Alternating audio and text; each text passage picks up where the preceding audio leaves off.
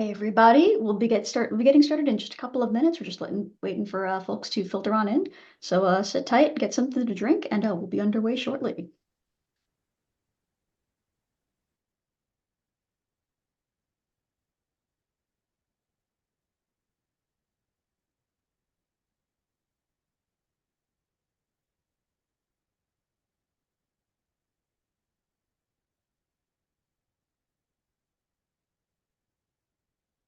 Hello to the folks just joining us. We're going to be getting started real soon. Just sit tight as we wait for more people to filter in. We're so excited that you're joining us today.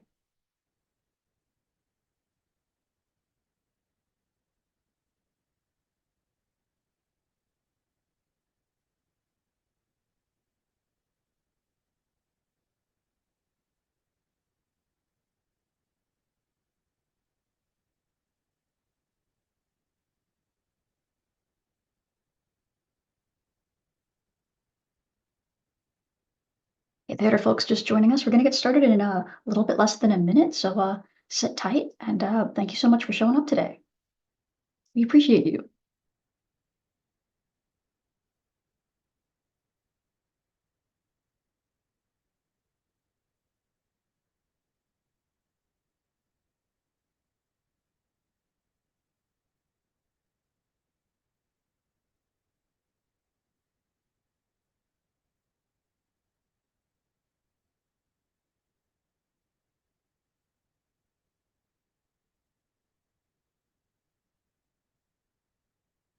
All right. Hi, everyone. Thank you for joining. Welcome to our fourth annual Field Inclusive Week. We are excited for you to meet our closing plenary speaker momentarily. My name is Miranda Jacoby. I use she and her pronouns, and I'm an independent animator making short films about environmental issues impacting birds. I volunteer with Field Inclusive, a young nonprofit working towards amplifying and supporting marginalized and historically excluded biologists and researchers who professionally work in the outdoors. Just so you are aware, today's plenary will be recorded and the recordings will be posted to our YouTube channel throughout the week, so be sure to follow us there for easy access to these recordings. Shortly, I will introduce our speaker.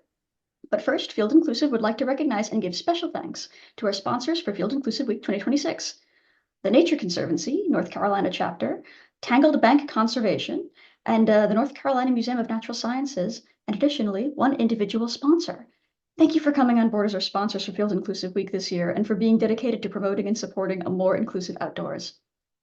It is through organizations like yours and the many individuals who donate to support Field Inclusive's mission that we can continue our goals in raising awareness when it comes to social field safety issues by hosting events like Field Inclusive Week, as well as providing financial support to our panelists, speakers, and marginalized and historically excluded individuals who professionally work in the outdoors. Now, without further ado, it is my pleasure to introduce our speaker for today's closing plenary. Dexter Patterson, he, him pronouns, also known as the Wisco Birder on social media, is passionate about making birdwatching inclusive for everyone. Dexter's lively, you ready? Let's go videos showcase his sightings of various bird species and have garnered millions of views. As an educator, photographer, writer, speaker, and the author of Birds of the Great Lakes, Dexter is committed to demonstrating that birding is open to all. He is also the co-founder of the BIPOC Birding Club of Wisconsin, where he works to promote inclusivity and create welcoming spaces in the outdoors.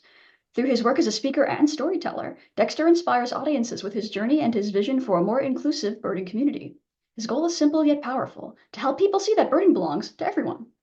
Dexter, a huge welcome and special thanks to you today for delivering our closing plenary and closing out what has been a phenomenal Field Inclusive Week. Audience members, please feel free to submit questions for Dexter in the Q&A portion, which will be towards the end of the plenary today. So without further ado, Dexter, I will let you take it away. Yay, Miranda. Give it up for Miranda and the entire Field Inclusive crew. This week has been absolutely incredible, and I want to give a big shout out to everybody that is joining us today. I'm actually going to share my screen here, and we will jump into our session for this evening.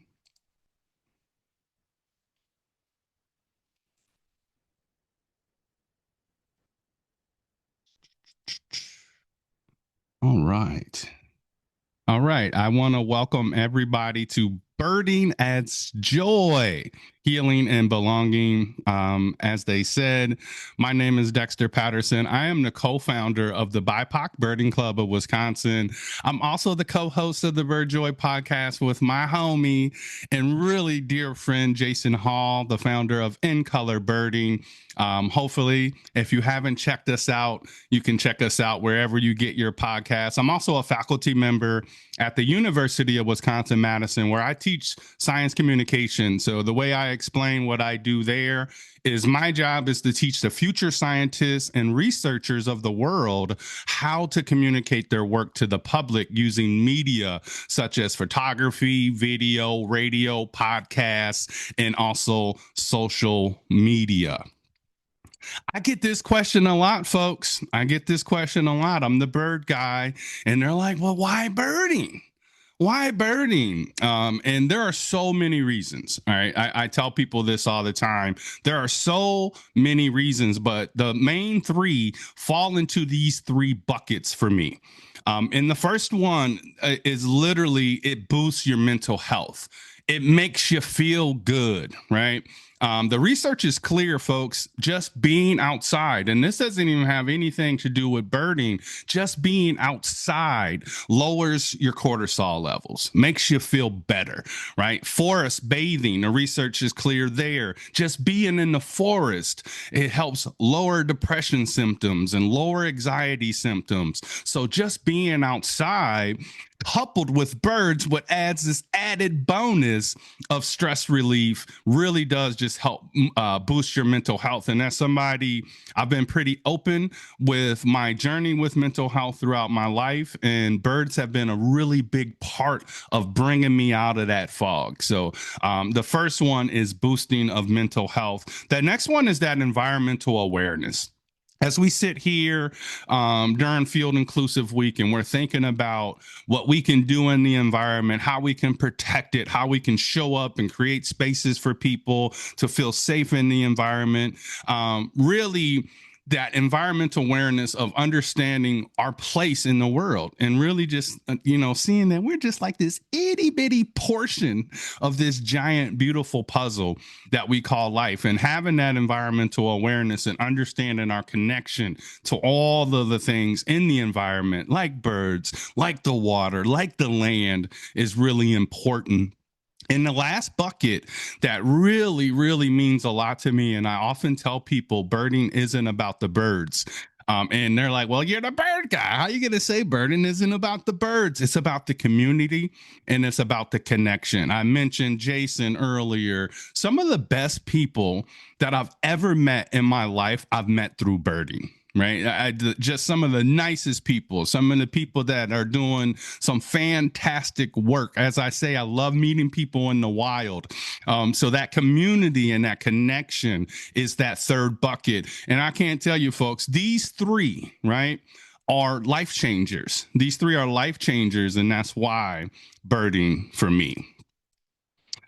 When I started to figure out that I was kind of really into birds, I tell people all the time that I always liked birds. Even as a little kid, I would pay attention to birds. I didn't care about their names, their habitats or nothing. I'd be like, red bird, blue bird, black bird, right? Like really just paying, big white bird, what is that? Really paying attention to the birds. But it was one bird. People ask me this all the time. What's your favorite bird? And I'm always like, picking a favorite bird's like picking a favorite kid, and I have four. But I do got a favorite. Don't tell nobody, right? I always say, don't tell the yellow-headed blackbird that the osprey is my favorite. And the osprey, this was my spark bird, folks. For anyone that may not know what a spark bird is, it's that bird that makes you really want to start to pay attention, that lights that fire under you to really start to pay attention to birds. And this moved me from simply saying, oh, big blackbird, to, whoa, what kind of bird is that? And it was an osprey. This is when social media videos first start taking off, and I'm scrolling social media and I'm scrolling and I see this bird. I see this bird literally flying towards the water faster than I'd ever seen a bird fly in my life. And I was just like, whoa, what is this? what what is going on here? I never seen anything like it. And as it starts getting closer and closer to the water, I really kind of start freaking out. I really start kind of freaking out because I'm like, I mean, what is about to happen here? Mind you, this is I didn't know what I was looking at. So this was a first for me. And it gets closer and closer and closer to the water, and all of a sudden it hits the water and it's completely submerged. And I'm like, oh my gosh, this bird is gonna drown. And why am I watching this? I'm freaking out. Y'all know that little emoji where your head's blowing up? That was me in that moment. And I was just like, wait a minute. So birds can actually do this? Like, so many things were going through my mind. But most importantly, I was like, is this bird safe? Is this bird going to be okay? And all of a sudden, it pokes its little head out the water. And I was like, oh, right. So much relief. And it starts looking around. And it's looking around, it's looking around, and it comes up, and all of a sudden its wings come out of the water, and it starts flapping its wings and flapping its wings and flapping its wings, and it flies away, folks, holding a huge fish like you see here on the slide. I was done. Mention that emoji where your head blows up. Like, I was that in real life. I honestly think they made that emoji after me, after seeing the osprey hit the water, come out and fly away with a fish. In that emoji. But that was it. Like, that day, folks, I was done. I was a bird nerd, like, instantly. It was like boom. Like, I something clicked in me, and I was just like, first of all, what is that? What is that bird? I need to learn about this bird and everything about it. Like, I was all up in the osprey business. I need to know everything, everything, So I started researching, and I started learning about it. And then I realized it nests here in my home state of Wisconsin. And I was really kind of freaking out then, because I was like, wait a minute, this thing is real. Like, and I could see it here where I live. And kid you not, less than 10 minutes away at a place called Cherokee Marsh North, I saw my first osprey in real life. And I watched it hit the water, and I watched it come out, and I watched it fly away with a fish. And then I found out that it actually nests at the nearby post office as well, on a cellular tower across the street from my neighborhood grocery store. And I was like, the whole time, like, these birds that changed me in an instant been around me the whole time, and I had no clue, which is kind of crazy when you think about it. And I have so many moments like that when it comes to birds. And but there's one spark bird moment, and that was the osprey. I want you all to drop your spark birds in the chat. Let me know what was your spark bird. What was that bird that you saw that just was like, whoa, like, made you start to pay attention, made you want to start to learn names and maybe take a deeper dive on the birds. And if you don't have a spark bird, just start to pay attention, and maybe one will show up for you. So that spark bird moment really encouraged me to want to start birding more, and going out and learn what is birding, like, and getting out to some of these nature spaces and paying attention more. So that meant going out into these traditionally white dominated birding spaces that existed. And I'm not saying that folks weren't nice to me. I'm not saying that they didn't do a good job. I'm not saying any of that. What I'm saying is, when I showed up to their spaces, I didn't see anybody that looked like me. Not in the crowd, not leading, nothing, right? So that was a moment where I was like, is this really for me? So many people find out about my birding journey and don't realize for over almost 15 years, 12 to 13, 12, about 12 or so years, I didn't tell anybody that I would like birds. Right. I wasn't really sharing that joy with people. I wasn't making videos. I wasn't taking photos. I wasn't doing any of that. And I definitely wasn't out here, letting my bird nerd flag fly. And the reason is I didn't really know if it was for me. And that was a struggle. That was a struggle of like, I really like these birds though, you know. But showing up into these spaces and not seeing anybody that looks like you is hard. And that was the spark on a different level to create the BIPOC Birding Club of Wisconsin. We really wanted to create a more inclusive birding community, you know, that brought people together, people of color, allies, that really shared this deep love and curiosity for the outdoors and birds and the beauty that we have in the state of Wisconsin. And that was the mission, right? That was the mission, was to be a part of the solution, and realizing that, hey folks, like, there's this space is for you, it's for you, it's for you, no matter what color you are, no matter who you love, no matter how you grow up or where you happen to live. Birding is for everyone, even you. So that was the spark, you know, and that initial spark was the lack of diversity. When I started birding, only 6% of Black Americans and about 8% of Hispanic and Latino Americans identified as birders. And my mom always told me, Dex, you either part of the problem or you're going to be a part of the solution. So we wanted to create a community for people to show up, see people that look like them, and most importantly, see people that look like them leading. I think that's really big. And at the time, there was a social justice movement that was kind of sweeping our country. And this was sparked by Black AF and STEM in response to the tragic murder of George Floyd, the targeting of Christian Cooper and the Ramble of Central Park, and that launch of Black Birders Week by Black AF and STEM really, really lit a fire in a lot of people. And you saw organizations like ours sparking up, like In Color Birding Club, like the Special Bird Service, even in Canada. You saw all of these organizations popping up all over the country, all over North America, all over the world. People were starting to show up outside and really starting to reclaim that space.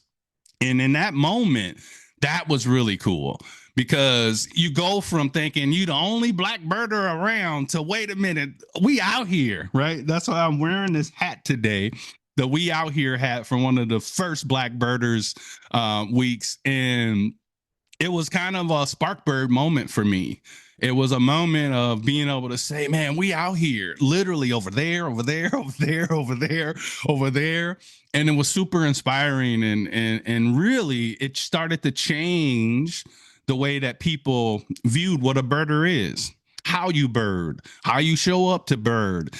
Everything started changing, and we started breaking these norms. We started challenging these norms and showing up in these spaces and reclaiming space that we had been blocked from for a very, very long time. This was the first event.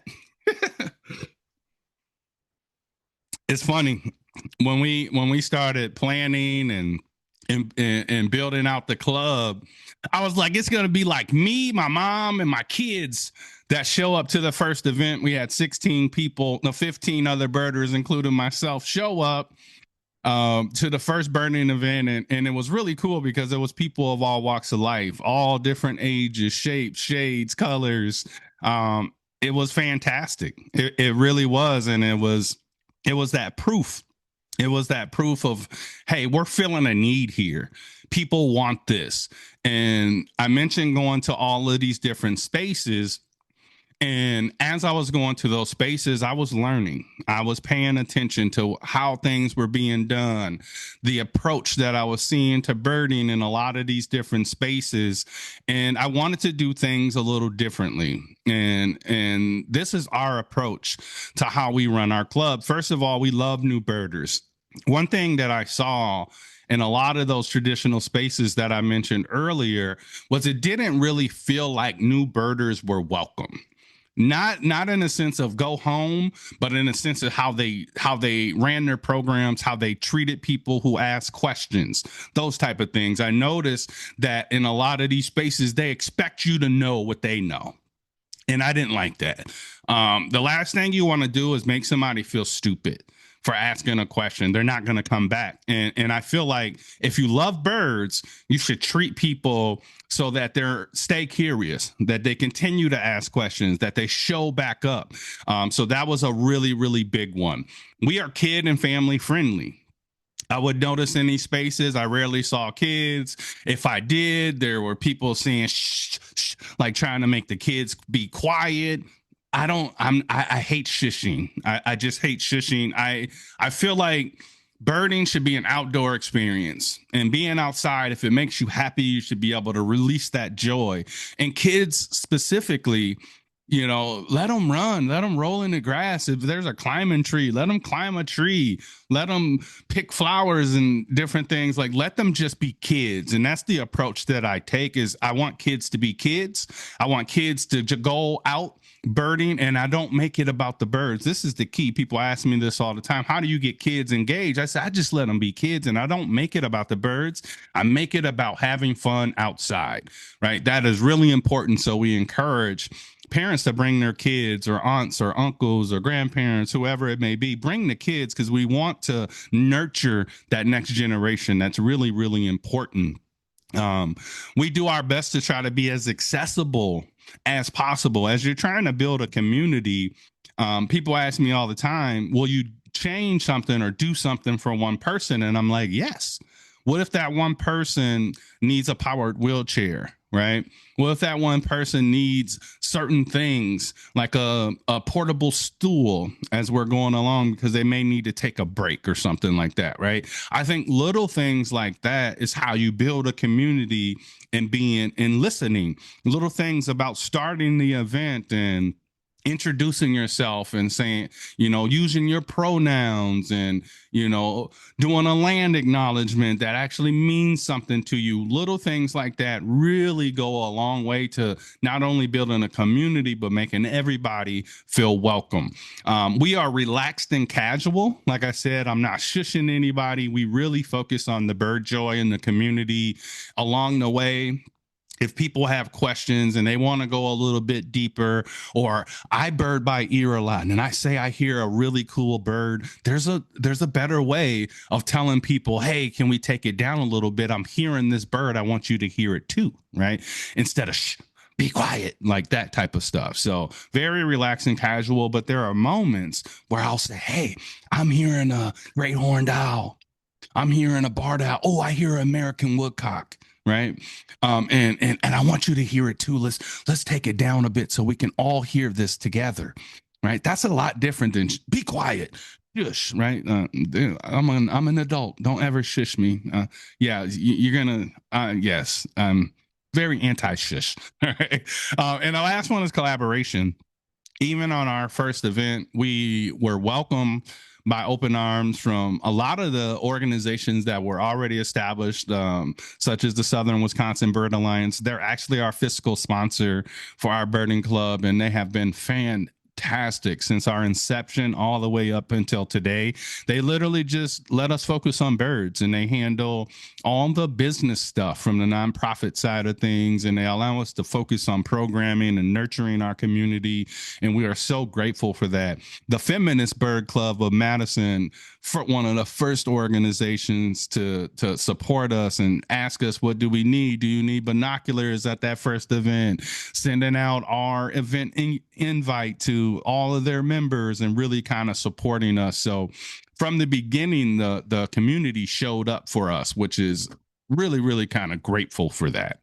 So collaboration really, really means a lot right now. And those of you that are working in the environmental space, in any nature space, any STEM field, you're seeing that funding is getting cut across the board in a lot of these areas. So the organizations that are collaborating are the ones that are going to win and endure and survive in these moments. They're going to be the ones that are going to be able to come together and scale these efforts that we're trying to do to make an impact in communities. So those are the 5 different pillars for us as we're building out our club, and as we are growing and doing what we're doing. We're always looking back to these and ensuring that we're still doing all of those, that we're still welcoming the newbies. And every time we do an event, I always ask, are there any new birders here? And there's still new hands every time. And then we get excited and we clap for them and we welcome them. But we make sure that we're continuing to do this.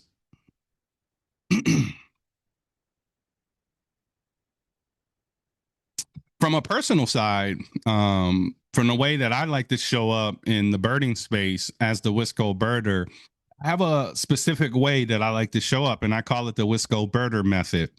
And then people ask me all the time, well, what's birding? You know, what does it mean to be a birder? And the first thing I tell them, I say, hey, do you just pay attention and look at birds?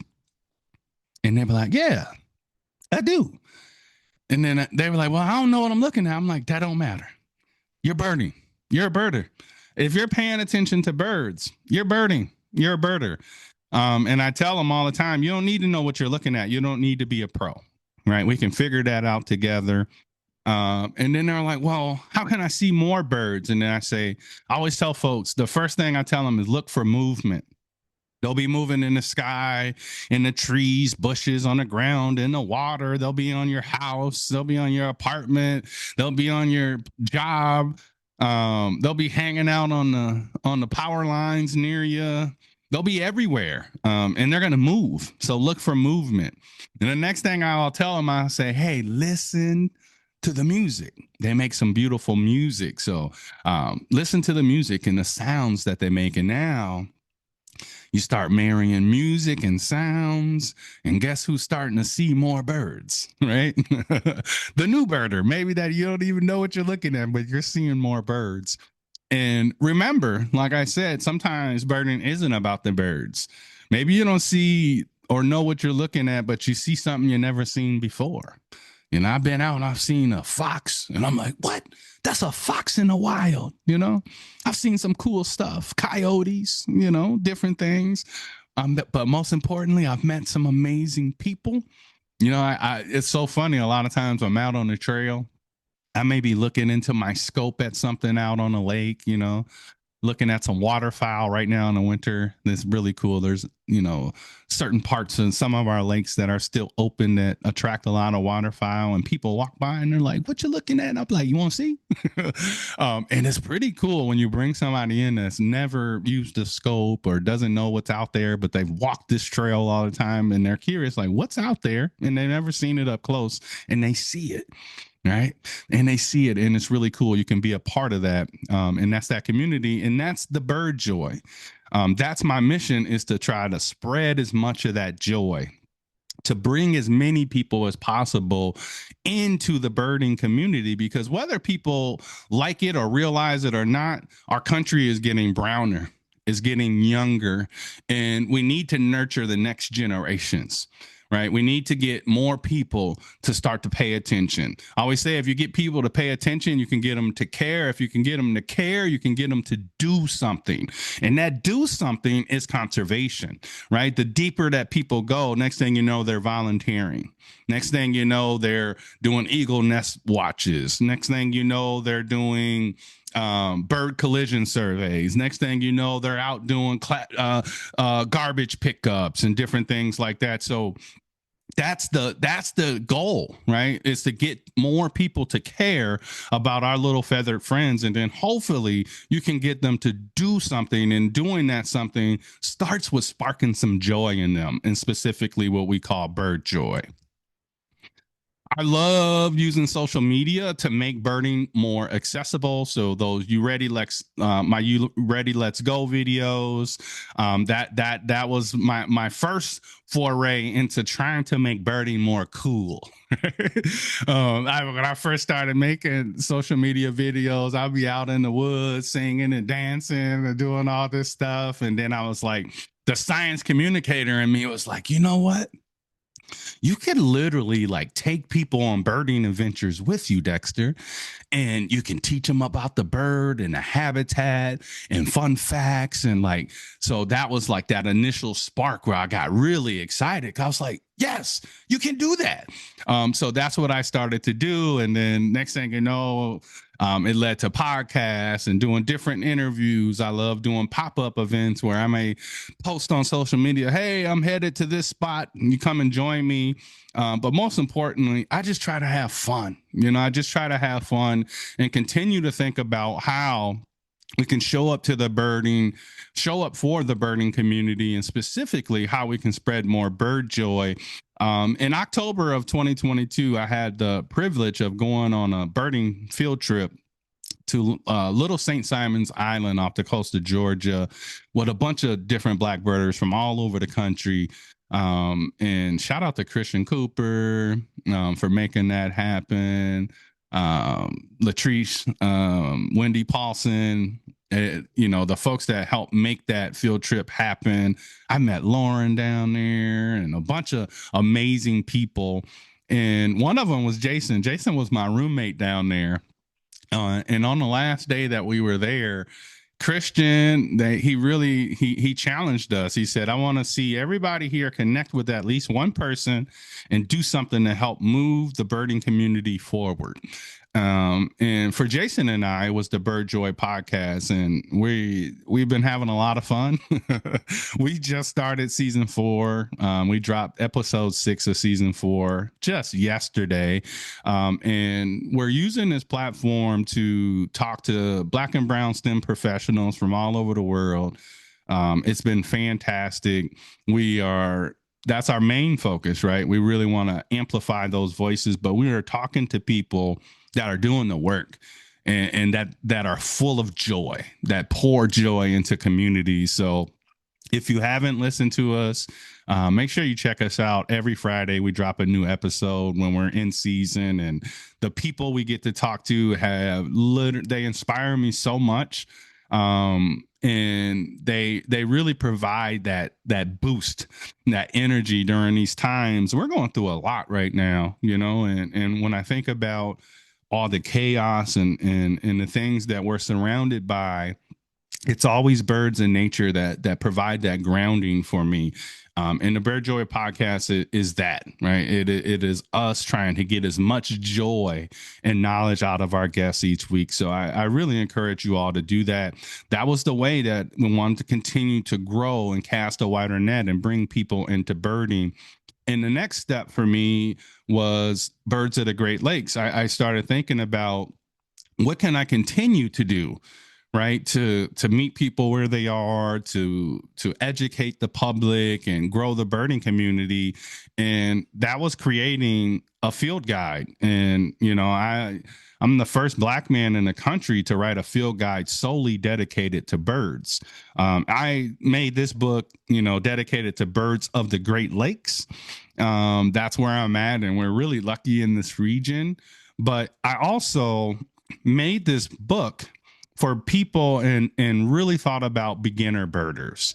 And it's for everybody, right? But it's really, I really focused this book on making people who were brand new to birding actually understand what they're looking at. A lot of the field guides that I've seen, folks, they are fantastic, right? But what I feel like is they're often meant for people that kind of know what they're looking at and just need confirmation, right? Not necessarily from the ground up birding. So I wanted to create something that was easy to use, that was small, that was compact. It is a pocket guided, but I tell people all the time it's small but mighty. Has over 360 pages, over 150 different bird species.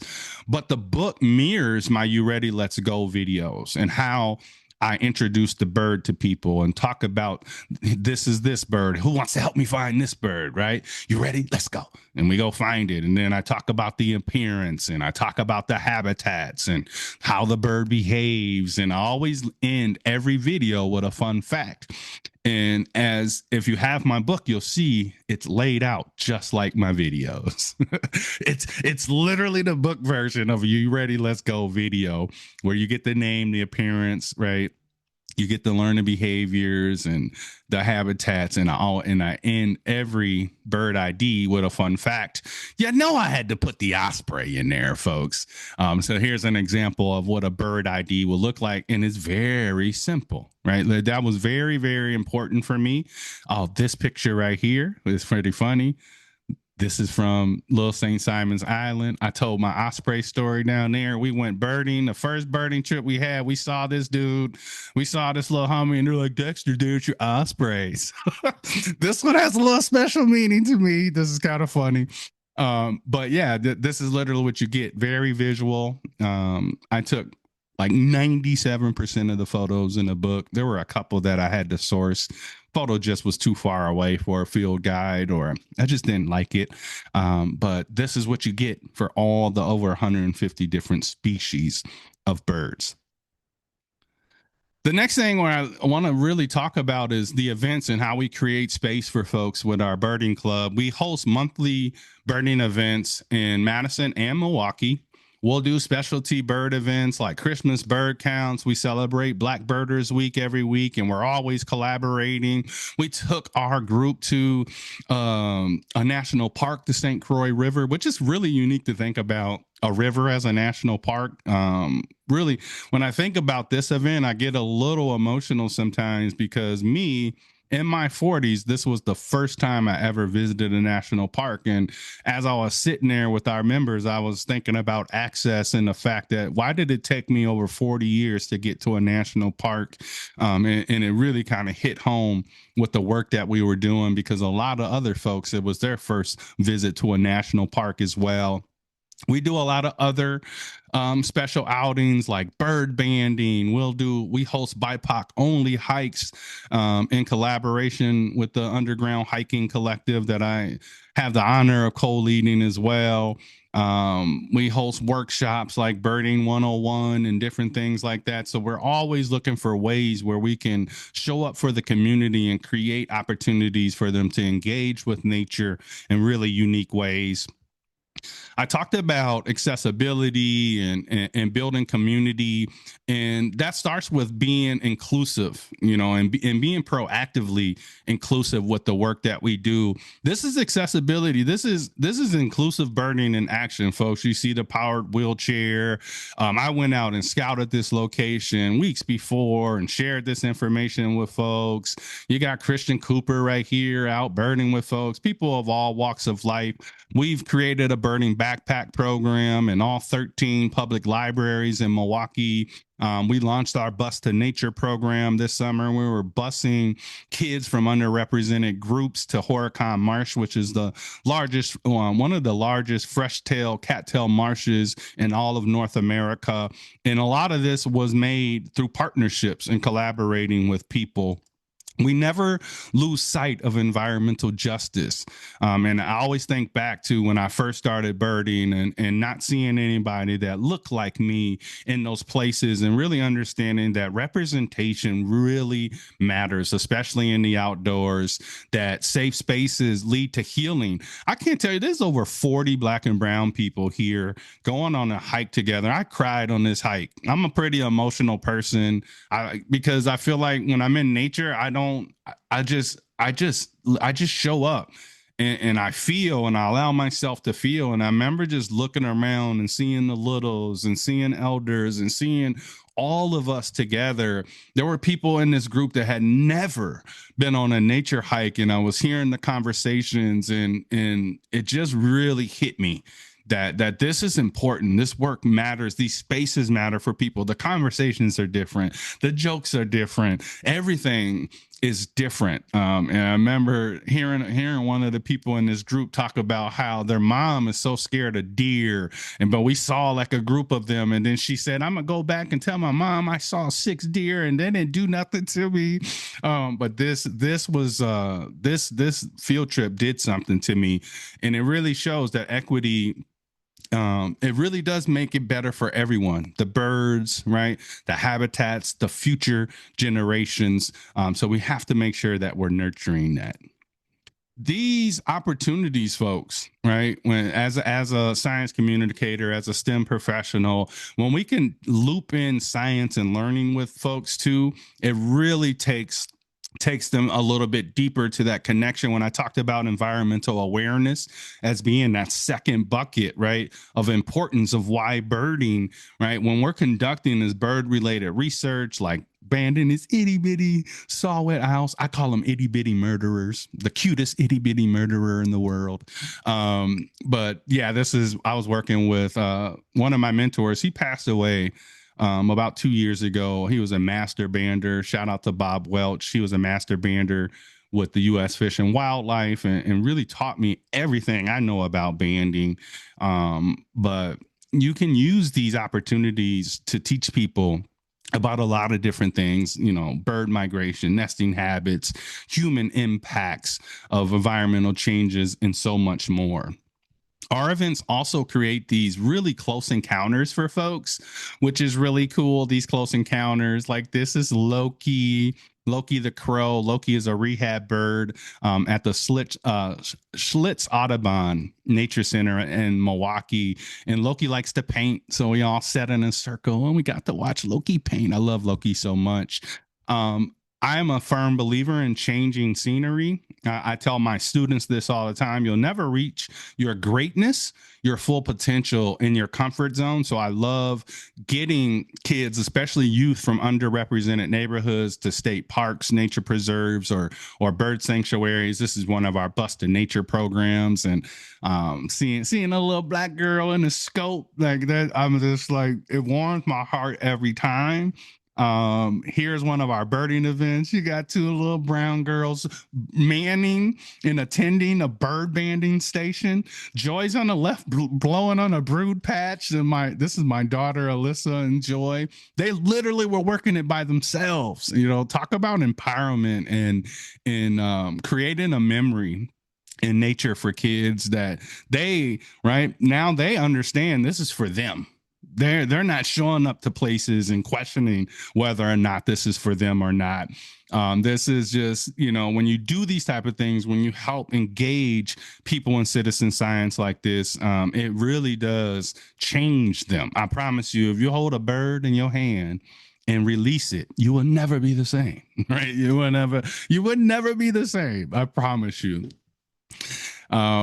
The research benefits are clear. I talked about them a little earlier, those physical and health, and specifically mental health and emotional well-being, that connection to the natural world, those social and community benefits. I think right now, a lot of folks are looking for that connection. A lot of folks are sick and tired of the talking heads yelling at each other. They just kind of want to see and be with people in a space where everybody kind of gets along and cares for one another.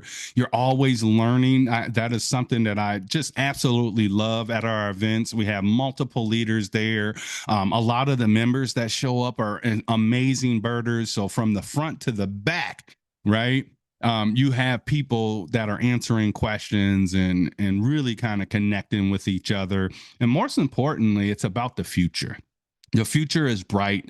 Like I mentioned, I always ask at every event, how many people are here for the first time? And multiple hands are always going up. And that is fantastic. And the way we're able to do that and reach more people is we're always looking to collaborate with local birding organizations, partner with nature centers or any ornithological societies that want to help organize workshops and guest speaker sessions like this one.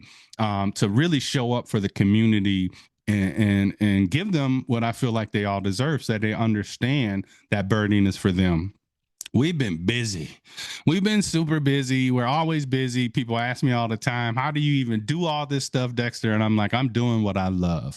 So it makes it easy. This was actually a cover story I did with Birds and Blooms magazine, the biggest birding magazine in the country. That title is kind of fire. The flyest birder. I approve. There is the classic, the epic Wisco birder Birdman photo and kind of how we made that come together. We actually won gold from the Milwaukee Press Club on this for this photo and this feature. Shout out to Patrick Stutz, the photographer, and Tim Burton from Madison Magazine for his vision on that. But most important, folks, it's about the birds, right? It is about the birds. This is what keeps me coming back. This is what holds that special place in my heart. These memories, I tell people all the time, I can look at these photos and tell you where I was. Like I start smelling stuff. Emotions come back to me. It is about the birds. It is about the bird joy. It is about telling their stories to people and pointing them out to people. I love showing people things they have never seen before because they are amazing. They are amazing and they bring so much joy, right? This is bird joy coming out of two of these little, look at this Roman. This is the first time Roman got to see his favorite bird, the peregrine falcon, during our Black Birders Week event 2 years ago. We partnered with a local rehab center and they brung some of their birds, and one of them was a peregrine falcon. And I knew it. Roman is like one of the best birders ever. He's only 10 years old, but he's one of the best birders in our club. He showed up at 6 years old with a notepad, folks, with a list of over 20 warblers that he wanted me to find for him that day, if that tells you anything. But it's always about the bird joy. This is my daughter Victoria holding the chickadee dee dee dee. My daughter Alyssa with a blue jay, and some of our members at our bird banding station. I promise you, you hold a chestnut-sided warbler like this, homie, you will never be the same. I want y'all to look at these photos, and I want you to drop in a comment. What do you see? What do you see in these photos? What do these photos make you feel? If you showed up and you saw this at a birding event, would you feel welcome? Would you feel like it was for you, right? That's what I want people to see, is that birding is for everyone. Drop those comments in the chat there. What do you see, right? What do you see in these photos? It's pretty amazing, right? It's pretty amazing when you think about it. Yeah, Black people, we get outside, even in the snow, even in the cold, and look how happy we look. But this is Black Birders Week this year, y'all, right? Partnered with our local zoo. Over 150 people showed up to celebrate Black Birders Week. We fed everybody. We had the zoo to ourselves for 2 hours. We got to let the flamingos out in the morning. We got to meet their macaw and walk through their aviary by ourselves, and it was just fantastic. And as we come to an end here before we jump into questions, I just really want to encourage you all. This is a call to bird joy. This is literally how I end my book, is I want you to share your spark bird stories with people, right? I want you to share your bird joy with others, and specifically new people. Invite somebody new to go birding with you the next time that you go out, because we need to share that joy with more people. It's how I end my book. I wanted to make this book differently. I wanted to center it around joy. I wanted it to be about the mission, right? Like I said, this was something that continued the mission that we started when we started the Birding Club, when we started the podcast and the videos, and now the book. But it's all about the bird joy, and I hope you all share it with as many people as possible. Thank you. I'm going to stop this share. If anybody wants to learn more about our birding club, you can check us out here by pacbirdingclub.org or follow me on social media as the Wisco Birder. But thank you. These spark birds, we have a couple of good replies there. I have also there's a question I've been asked to ask first before we open up the audience Q&A. Are you ready for that? Let's go. All right. So you touched on this briefly. When people express confusion or skepticism about identity-specific spaces or programs such as BIPOC-centered events, how do you explain their purpose and value in a way that invites understanding rather than division?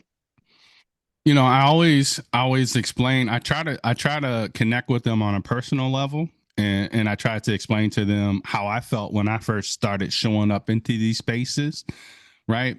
And then I make it very clear what our mission is. Our mission is to create spaces for Black and brown birders to feel safe, but also allies that share our mission of seeing a more inclusive birding community. And I say, if you want to see if you want to see that, you're welcome here. If you don't, you can go home, right? Like I'm pretty open and honest with people that our birding club is for everybody, but you have to believe that as well. You have to believe that birding is for everyone, and that's what you see. And you've seen that in those photos at the end of the presentation.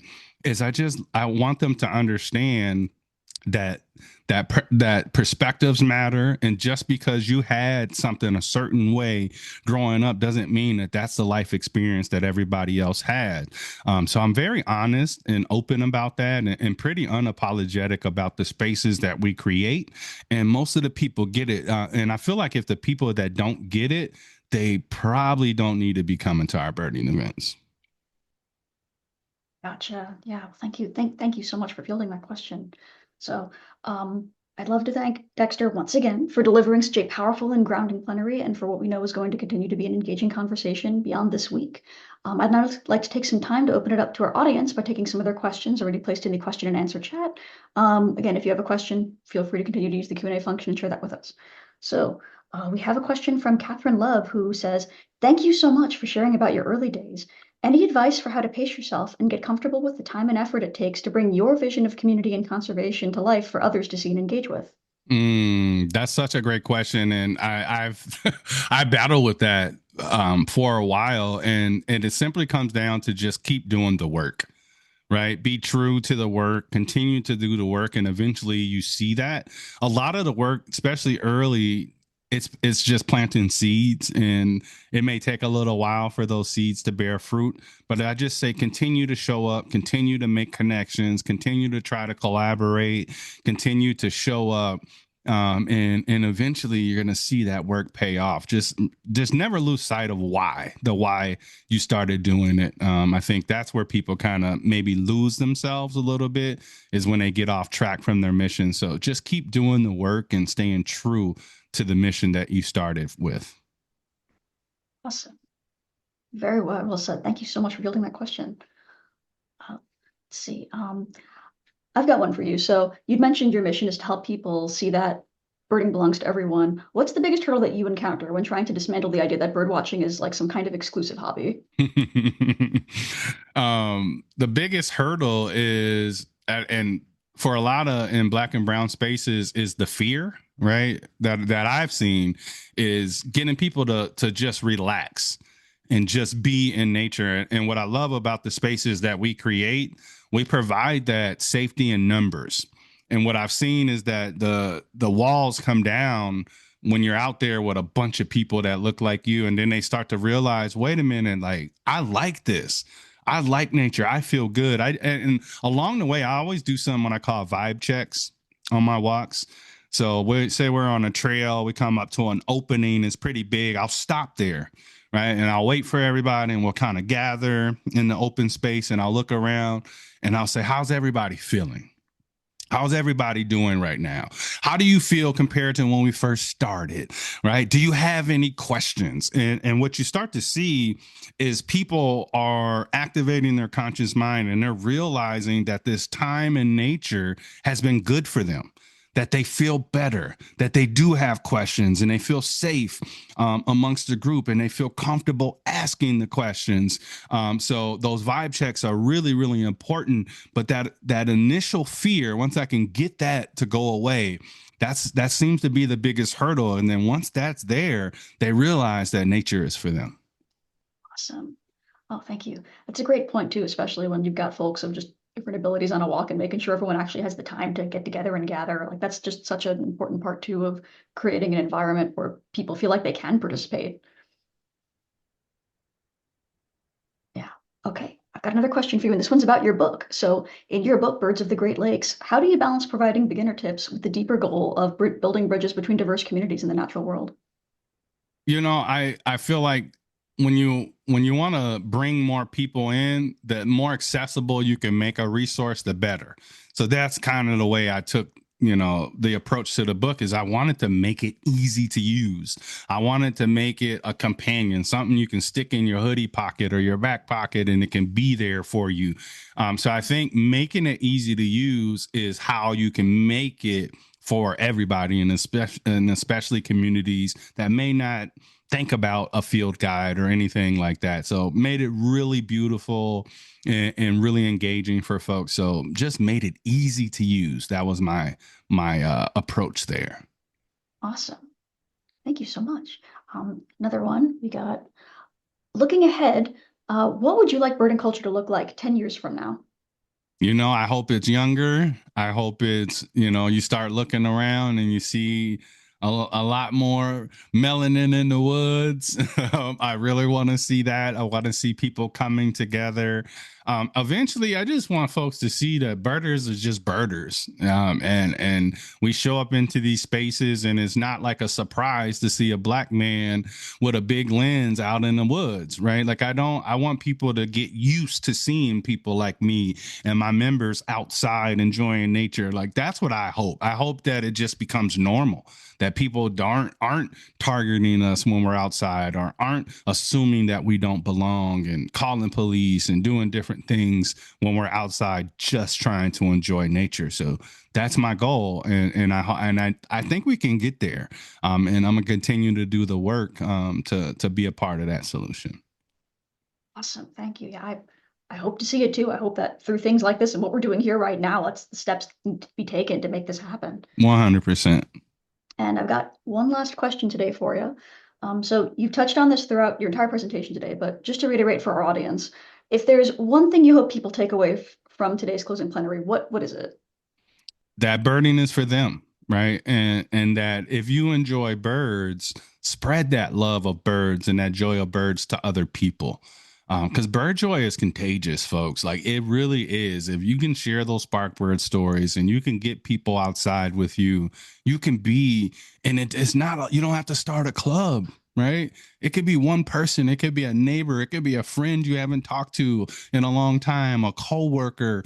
That little bit of effort matters, right? That power comes in numbers. So just understand that you can be a part of the solution by helping to spread some bird joy.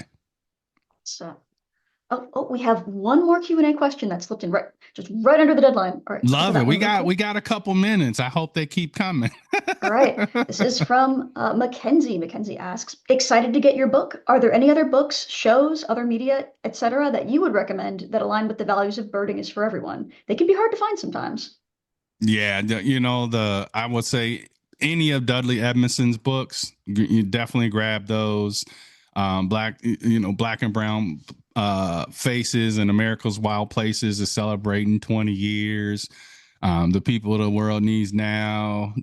Dr. J. Drew Lanham's books. So there are a lot of resources out there right now that you can check out. Murray's book from Field Inclusive, her little books, right? I know Lauren's working on one. There's a lot of people out here working. So yeah, the homie Al, Nature Al, and all his little pocket guides that he has about critters from all the different states. And there's a lot of people doing some amazing work out here. Awesome. All right. Looking at the time, are there any final thoughts that you'd like to share or wrap up before we get to our closing? I just say thank you. Thank you to Field Inclusive. Thank you for the work that you all are doing and bringing people of all different backgrounds together and supporting people's research. It's just really cool to see what you're doing. This week is fantastic. And I'm really just excited to be here with you all and happy to support. And yeah, anybody reach out, you ever want to, brainstorm or anything, I'm a pretty responsive guy. Yeah, so I'm always open to work and collaboration. Awesome. Thank you so much, Dexter. All right. So we're out of time today. So on behalf of Field Inclusive, I would like to thank Dexter once again for joining us today and delivering such a powerful closing plenary that I know will be sticking with us for days to come. And we thank you for the work that you are doing and continue to do when it comes to being an inspiration to others in the natural science field and for sharing your experiences. Again, thank you to those who joined us today. We will continue these conversations as we further our initiatives and work when it comes to amplifying social field safety issues, as well as amplifying minorities in STEM. Please be sure to follow and interact with us on all of our social media channels, Instagram, Facebook, LinkedIn, and YouTube at the handle @FieldInclusive. Please also be sure to visit our website to learn more about our organization and ways that you as an individual or organization can support us. This concludes our Field Inclusive Week this year. Thanks to all who engaged throughout the week with us. And again, thank you to our sponsors, donors, and speakers who made this week possible. We look forward to seeing you next year for Field Inclusive Week 2027. When this webinar ends, you will be prompted to fill out a brief 5-question survey. Please consider offering your thoughts, as this allows us to make our future Field Inclusive Weeks even better. In the event that the survey does not appear, you can always email us at info@fieldinclusive.org. We hope you all enjoy the rest of your day, and thank you again for joining us. Thank you.